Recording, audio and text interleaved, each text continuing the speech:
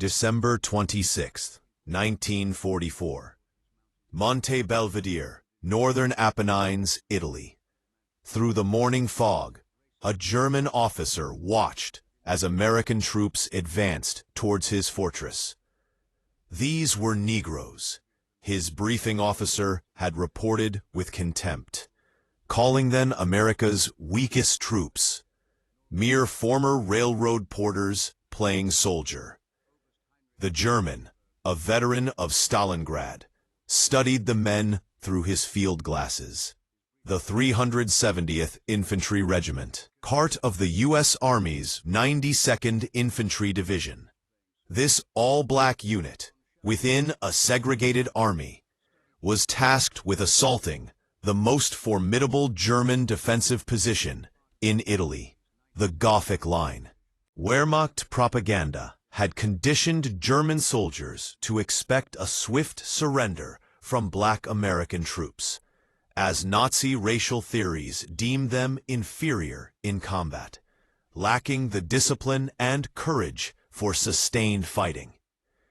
What the German officer didn't know was that the men marching towards his mountain fortress had faced challenges no German soldier could comprehend. They had battled racism within their own military, trained with subpar equipment, and served under officers who anticipated their failure. They shouldered a burden far heavier than their gear, the weight of representing an entire race to a skeptical world.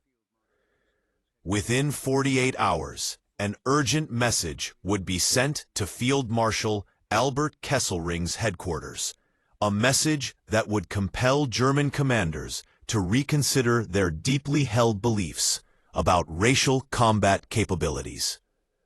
The Germans had laughed, but their laughter would die in those mountains. This is the story of how the Buffalo Soldiers of World War II transformed from objects of ridicule into the force that shattered the Gothic Line. The 92nd Infantry Division was activated in October 1942 at Fort Huachuca, Arizona, comprising 15,000 black soldiers organized into 4 infantry regiments. Their shoulder patch displayed a black buffalo, honoring the legendary Buffalo Soldiers of the American frontier. However, pride could not erase the systemic obstacles they faced. The U.S. Army was rigidly segregated. Black soldiers resided in separate barracks, ate in separate mess halls, and trained under predominantly white officers, many from southern states where segregation was law. Private First Class Vernon Baker later stated, "Some officers made it clear they expected us to fail. They told us directly that colored soldiers couldn't fight, couldn't lead, couldn't handle combat pressure." He added, "We trained twice as hard to prove them wrong, knowing we'd get half the credit." Training at Fort Huachuca was grueling, with desert temperatures soaring past 110 degrees. The division was issued inferior equipment, including World War I surplus rifles, limited ammunition, and the worst of the vehicles. Staff Sergeant Edward A. Carter, Jr. wrote, "They give us the oldest rifles, the worst trucks, and officers who've never seen combat. Then they wonder why we're not ready, but we'll be ready. We have to be." The Buffalo Soldiers also confronted racism beyond their military posts. Towns near Fort Huachuca enforced strict segregation, and black soldiers in uniform were denied service at restaurants where German prisoners of war were served freely. This contradiction was a source of deep resentment, fighting for freedom abroad while being denied basic dignity at home. By June 1944, the division was ordered to deploy to Italy's Gothic Line, a 200-mile stretch of fortifications that Field Marshal Kesselring had spent 2 years constructing. The line was a formidable defense, with 2,376 machine gun nests, 479 anti-tank positions, 120,000 meters of barbed wire, and extensive minefields. The Buffalo soldiers would confront this barrier with insufficient artillery support, inconsistent air coverage, and the heavy burden of knowing that failure would validate every racist stereotype. German propaganda was already mocking their deployment, with Wehrmacht intelligence dismissing black American troops as third-rate soldiers fit only for labor duties.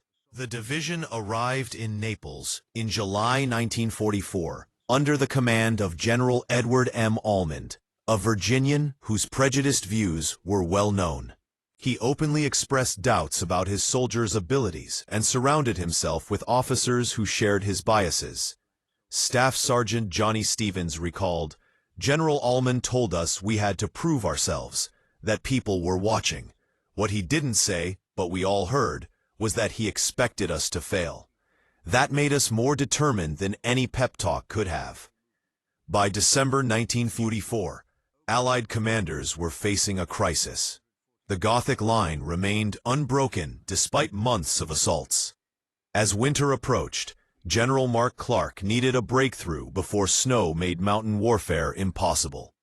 The 92nd Infantry Division was assigned the mission to assault the western anchor of the Gothic line, capture the mountain peaks overlooking the Serchio Valley, and push the German forces back. Success would open a path to northern Italy. Failure would mean another winter of stalemate and the confirmation of every racist belief about black soldiers. The linchpin of the German defenses was Monte Belvedere, rising 3,830 feet above the Serchio Valley. From its peak, German observation posts had a 50-mile view in every direction, allowing them to call in devastatingly accurate artillery fire on any movement.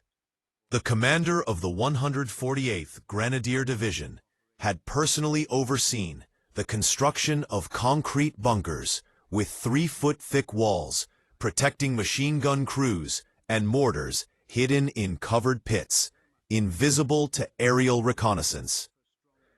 The mountainous terrain amplified the German advantage. A single machine gun could control an entire valley. A German lieutenant wrote to his wife, "The Americans would need wings to reach us. The slopes are so steep that climbing without enemy fire would be difficult. Under fire, I cannot imagine how they could advance. The Negro troops they're sending will die before they reach our wire." German intelligence on the 92nd Infantry Division was shaped by Nazi racial ideology. A November 1944 assessment claimed, "American Negro units lack combat motivation. They will advance until meeting serious resistance, then retreat or surrender. Division is suitable only for defensive operations or garrison duties." This conclusion was not based on combat observation, but on the Nazi belief that non-Aryans were inherently inferior. Wehrmacht training manuals advised to offer strong initial resistance. Negro troops will panic and flee. Their white officers will be unable to restore order. These assumptions led to a dangerous overconfidence, and the German forces were positioned with the belief that the black troops would crumble under artillery fire before ever reaching their main defensive line. The Gothic line's fortifications included S-mines, or bouncing Bettys, which would jump 3 feet into the air before exploding at groin height. Barbed wire obstacles, some 30 feet deep, were designed to funnel attackers into kill zones. German defenders had pre-registered every possible approach route with their artillery. The weather also favored the Germans, with November temperatures dropping below freezing at night and constant rain turning trails to mud. Morning fog often prevented air support, and trench foot became rampant, with 847 cases in the 92nd Division, serious enough for evacuation in November alone. Allied artillery and air support were inadequate, with ammunition shortages plaguing the Italian operations. The 92nd received only 30% of its requested ammunition, as priority was given to the front in France. Air support averaged fewer than 10 sorties a day, compared to over 100 in Northwest Europe. The Buffalo Soldiers prepared for their assault, knowing they were ill-equipped and would be attacking at numerical parity, not the 3-to-1 superiority that military doctrine required. Success would depend on their courage, determination, and willingness to accept casualties that would have been unthinkable to commanders who valued their soldiers equally. But these soldiers were not valued equally, and they knew it, as did the Germans. Failure would confirm every racist assumption.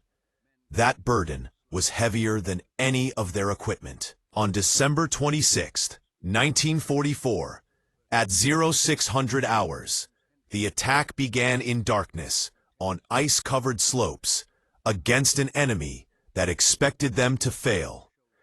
On December 26th, at 0545 hours, in the absolute darkness on the lower slopes of Monte Belvedere, the men of Company C, 370th Infantry Regiment, made their final equipment checks.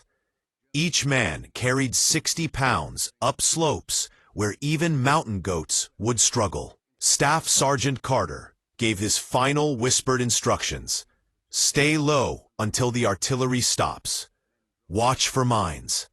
When we reach the wire, Bangalore torpedoes go first.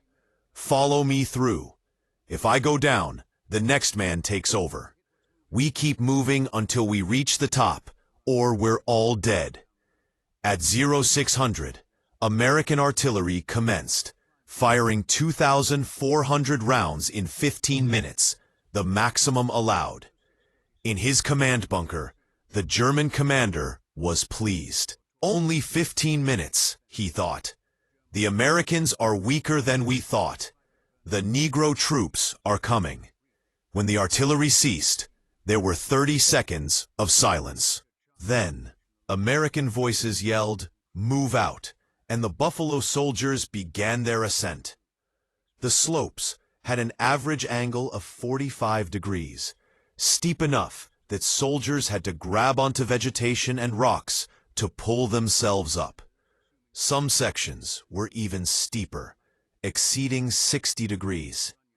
The men slung their rifles, needing both hands to climb, and their combat loads became agonizing after just 100 yards of vertical ascent.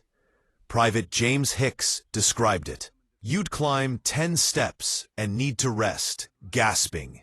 Your legs burned, your shoulders ached. You knew if you stopped too long, you'd never start again. So you climbed 1 step at a time, listening for the sound that meant the Germans had spotted you. That sound came at 0623 hours. German MG-42s, firing 1,200 rounds per minute, raked the slopes with interlocking fire. The first bursts hit Company C's lead platoon 400 yards from the summit. Men fell, some hit, others desperately seeking cover that wasn't there. Sergeant Carter saw 3 of his men cut down in the first few seconds. "Keep moving," he yelled. "They can't hit what's moving. Go!" German mortar fire followed, walking its way down the mountain. But the Buffalo Soldiers did not break. They continued to climb, using fire and maneuver tactics that their white officers had assumed they couldn't master. At 0647, Company C reached the German wire. Bangalore torpedoes tore gaps through the defenses, and the Germans responded with grenades. Private Vernon Baker, leading his squad through a breach, came face to face with a German machine gun firing down the gap. Baker charged the position alone, killing the 3-man crew with his rifle and grenades.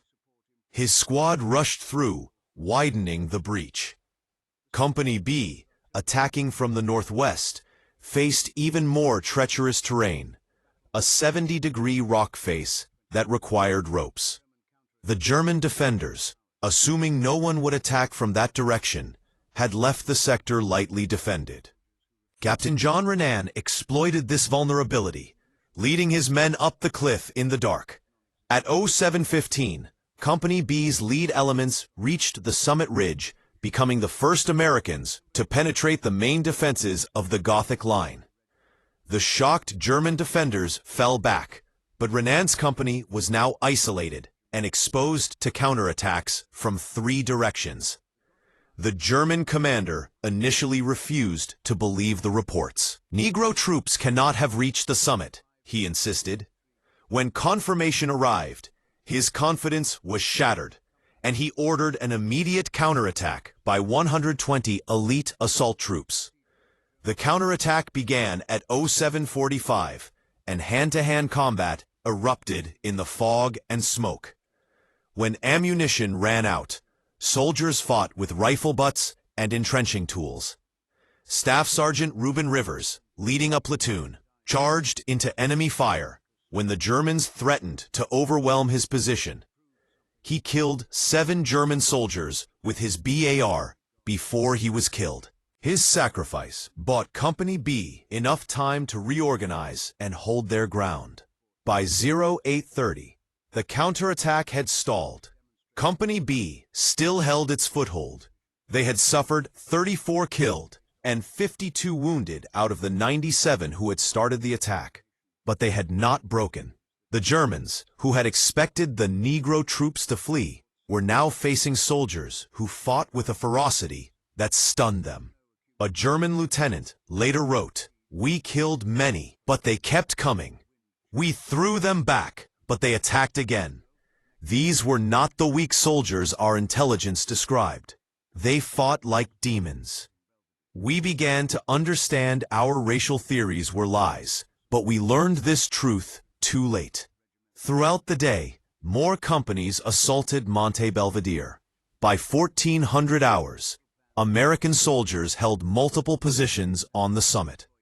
Artillery support improved as forward observers called in fire from the peak. The 600th Field Artillery Battalion fired 1,800 rounds that afternoon.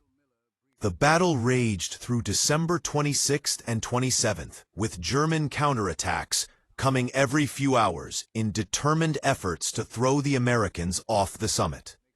Each was repelled by soldiers who refused to be defeated. Ammunition and food were scarce, and water froze. The men fought on adrenaline and sheer will. By December 28th, the 371st Infantry Regiment controlled the summit of Monte Belvedere. The Germans, realizing they could not dislodge the Americans, withdrew to secondary positions. The western anchor of the Gothic line had been broken. The cost was devastating. The 370th suffered 573 casualties out of 2,800 men. Company B was reduced to 31 effectives from 97. But they had succeeded where German commanders had been certain they would fail. Private Baker, surveying the battlefield on December 29th, recalled, "Bodies everywhere, ours and theirs frozen where they fell. Some of our men climbed wounded, bleeding, dying, but still climbing, because stopping meant the man behind you died. We proved something on that mountain. We proved we could fight. But my God, the cost." German assessments of the black soldiers were immediately revised. A January 1945 intelligence report to Kesselring stated, "American Negro units demonstrate combat effectiveness equal to white divisions." Previous assessments, based on racial theory, were incorrect. These troops fight with determination and accept casualties that would break lesser units. The savage winter of January 1945 brought temperatures down to 10 degrees at night, with 3 feet of snow and wind chills of -20. Monte Castello, connected to Belvedere by a narrow ridge, became the next objective. The Germans had reinforced it after losing Belvedere. The assault began on January 24th with a critical addition. The highly decorated Japanese-American 442nd Regimental Combat Team was attached to the division. The tactical plan reflected the lessons learned. Night attacks would be used to exploit American advantages and negate German artillery.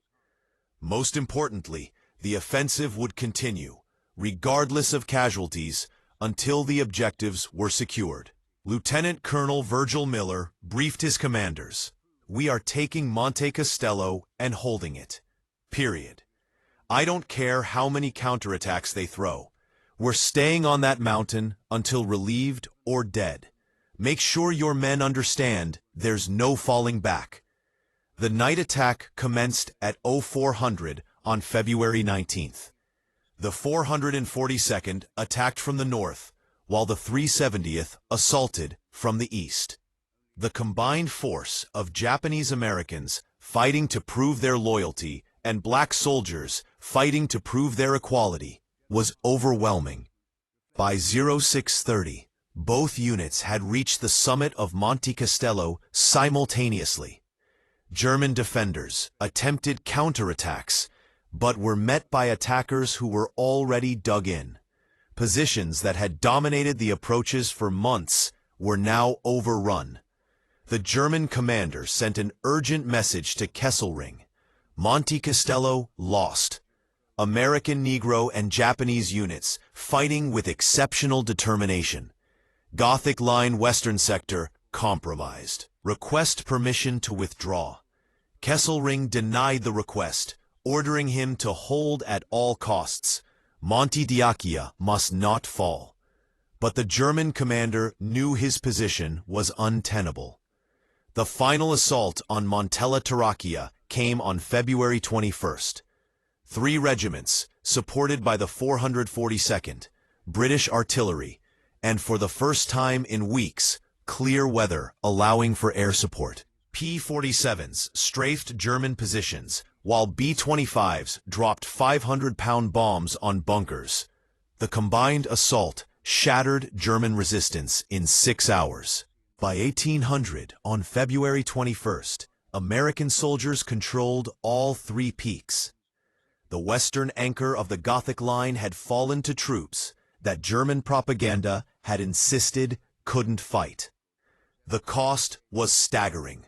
From December 26th to February 21st, the 92nd suffered 2,187 casualties, 419 killed, 1,611 wounded, and 157 missing. Individual companies were reduced to 40% of their strength. But for the Germans, the losses were catastrophic in a different way. They had lost positions that could never be retaken. The integrity of the Gothic Line was broken, and Kesselring's defensive masterpiece now had a gaping wound through which Allied forces would pour. A captured German officer, interrogated on February 23rd, admitted, "We were told colored soldiers would run at the first shot. Instead, they climbed mountains under fire that should have stopped any attack. They suffered casualties that would have broken German units and kept advancing.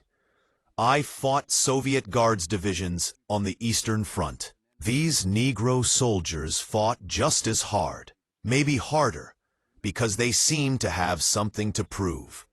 Period." With the Gothic Line broken, the Fifth Army's spring offensive exploited the gaps, driving towards the Po Valley and forcing the German surrender in Italy on May 2, 1945. But the broader significance of the Buffalo Soldiers' achievement transcended military operations. They shattered long-held assumptions about race and combat capability, proving that with adequate support and opportunity, black soldiers could perform at the same level as any troops in the world. Recognition, however, came slowly. 7 members of the division earned the Medal of Honor, though 6 of these awards were not approved until the 1990s. Vernon Baker, whose courage on Monte Belvedere was undeniable, was awarded the Distinguished Service Cross in 1945, a downgrade from the Medal of Honor recommendation. It was not until 1997, 52 years later, that his award was upgraded. He was the only living recipient among the 7. General Mark Clark's assessment reflected the racial attitudes of the era. The 92nd Infantry Division has performed creditably. Their success demonstrates that with proper training and leadership, Negro troops can contribute meaningfully to combat operations. Field Marshal Kesselring's post-war memoirs offered a more honest evaluation. The American Negro divisions in Italy fought with distinction. Our intelligence assessments based on racial theories were completely wrong. These soldiers demonstrated courage equal to any forces I faced in my career. The soldiers returned to an America where victory abroad had not translated to equality at home. Black soldiers who had fought through the Gothic Line came home to segregated buses, Jim Crow laws, and legal discrimination. Many were denied GI Bill benefits, and some were attacked for wearing their uniforms in southern states. Private Hicks, who survived Monte Belvedere, was refused service at a Georgia diner 3 months after his return. When he protested, showing his combat infantryman's badge and Purple Heart, the police beat him. "I took Monte Belvedere," Hendricks said years later, "but I couldn't get a hamburger in my own country." Yet their legacy endured. Their success was a key argument for military integration. President Truman's Executive Order 9981 in 1948, which desegregated the armed forces, cited the combat record of black units as proof that segregation weakened military effectiveness. Vernon Baker, receiving his Medal of Honor in 1997 at the age of 77, addressed the ceremony directly. "The award is welcome, but it's 52 years late. 7 of us earned this honor. 6 had to die before America saw fit to give it to them." That tells you everything about the country we fought for and the country we came home to. Today, Monte Belvedere is quiet. A memorial erected in 1995 bears the names of those who died, with the simple inscription, "They proved themselves here." Baker, in an interview before his death in 2010, was asked what he wanted people to remember. "Remember that we volunteered to fight for a country that treated us as second-class citizens," he said. "Remember that we proved ourselves against an enemy who thought we were inferior while serving in an army that agreed. Remember that we took mountains white units had failed to take, then came home to a country where we couldn't vote, couldn't get jobs, couldn't live where we wanted. But remember most of all that we did it anyway. We fought anyway. We proved ourselves anyway." The story of the 92nd Infantry Division is ultimately a story of human dignity and the refusal to accept limitations imposed by prejudice. The Buffalo Soldiers climbed those mountains, carrying the hopes of millions of Black Americans, demanding recognition of their full humanity. The Germans had laughed at the deployment of Black troops to Monte Belvedere, but the laughter died in the mountains, drowned out by men who refused to quit, refused to break, and refused to accept anyone's judgment of their worth but their own. They were told they couldn't fight. They were given the worst assignments. They were expected to fail. Instead, they took the mountain, broke the line, and changed history. The Germans had laughed. The Buffalo Soldiers had the last word.